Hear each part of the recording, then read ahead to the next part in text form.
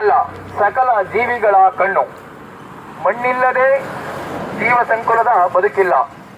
ಎಲ್ಲರೂ ಕೂಡ ಮಣ್ಣಿನ ಫಲವತ್ತತೆಗೆ, ಮಣ್ಣಿನ ಒಳಗಡೆ ಇರುವ ಕೋಟ್ಯಾಂತರ ಸೂಕ್ಷ್ಮಾಣು ಜೀವಿಗಳ ರಕ್ಷಣೆಗೆ ನಾವೆಲ್ಲರೂ ಕೂಡ ಕಾಳಜಿಯನ್ನ ವಹಿಸಬೇಕು. ಇವತ್ತಿನ ದಿನಗಳಲ್ಲಿ ನಮ್ಮ ಪೂರ್ವಿಕರು ಭೂಮಿಯನ್ನ ದೇವರು ಅಂತ ಪೂಜಿಸ್ತಾ ಇದ್ರು. ಹಾಗಾಗಿ ಮಣ್ಣಿನ ಫಲವತ್ತತೆ ಉಳಿದಿತ್ತು.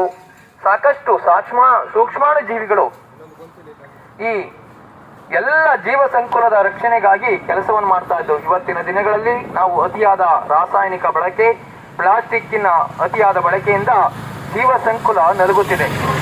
ಎಲ್ಲರಲ್ಲೂ ಕೂಡ ವಿನಂತಿ ಮಾಡೋದಿಷ್ಟೇ, ಇರುವುದು ಒಂದೇ ಭೂಮಿ.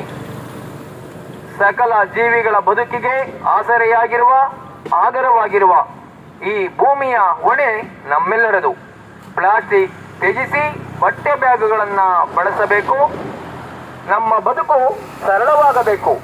ನಾವೆಲ್ಲರೂ ಪರಿಸರಕ್ಕೆ ಪೂರಕವಾದ ಬಟ್ಟೆ ಬ್ಯಾಗ್ಗಳನ್ನ ಬಳಸಬೇಕು ಅಂತ ಎಲ್ಲ ನಾಗರಿಕರನ್ನು ವಿನಂತಿ ಮಾಡ್ತಾ ಇದ್ದೇವೆ. ದಯಮಾಡಿ ಎಲ್ಲರೂ ಕೂಡ ಪ್ಲಾಸ್ಟಿಕ್ ಅನ್ನ ಅಲ್ಲಲ್ಲಿ ತ್ಯಾಜ್ಯ ವಸ್ತುಗಳನ್ನ ಸುರಿಬಾರ್ದು. ಈ ಭೂಮಿಯನ್ನ ನಾವೆಲ್ಲರೂ ಕಾಳಜಿಯಿಂದ ನೋಡಿಕೊಳ್ಳುವ ಮಹತ್ತರವಾದ ಹೊಣೆ, ಜವಾಬ್ದಾರಿ ನಮ್ಮೆಲ್ಲರದಾಗಿದೆ. ದಯವಿಟ್ಟು ಪ್ಲಾಸ್ಟಿಕ್ ಅನ್ನ ತ್ಯಜಿಸೋಣ, ಜೀವ ಸಂಕುಲವನ್ನ ಉಳಿಸೋಣ.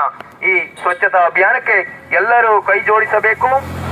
ಹಸಿ ಕಸವನ್ನ ಮತ್ತು ಒಣ ಕಸವನ್ನ ವಿಂಗಡಿಸುವ ಒಂದು ಕ್ರಿಯೆ ಮನೆಯಿಂದಲೇ ಪ್ರಾರಂಭವಾಗಬೇಕು ಅಂತ ಎಲ್ಲರಲ್ಲೂ ವಿನಂತಿ ಮಾಡ್ತಾ ಇದ್ದೇವೆ. ಪ್ಲಾಸ್ಟಿಕ್ ತ್ಯಾಜ್ಯದ ವಸ್ತುಗಳನ್ನ, ಬಾಟಲ್ಗಳನ್ನ ರಸ್ತೆ ಬದಿಗಳಲ್ಲಿ ಅಲ್ಲಲ್ಲಿ ಯಾರು ಕೂಡ ಸುರಿಬಾರ್ದು ಅಂತ ಮತ್ತೊಮ್ಮೆ ಎಲ್ಲರಲ್ಲೂ ಕೂಡ ವಿನಂತಿ ಮಾಡ್ತಾ ಇದ್ದೇವೆ.